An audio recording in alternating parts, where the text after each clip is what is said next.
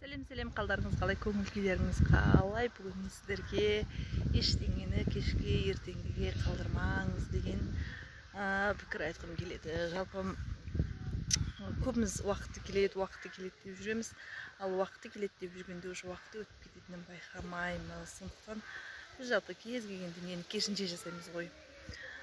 11 ай жұмыс жасаймыз, бір ай демаламыз, 6 күн жұмыс жасаймыз, бір күн демаламыз. Бір тамақ, бір жарты сағаттық тамақ ішу үшін 5-6 сағат жұмыс істейміз. Тура сол сияқты кез келген дүниенің уақыты келеді деп күтіп жүреміз, уақыттың қалай өтіп кеткенін байқамай қалғанбыз. Сондықтан ештеңені уақытын өткізбеңіз. Дәл қазір бүгін жасаңыз. Ештеңеге сомневание қоймаңыз. Ойыңызға келді ма, мақсат қойдыңыз ба? Ертең нәтижесін көру үшін бүгін жасаңыз.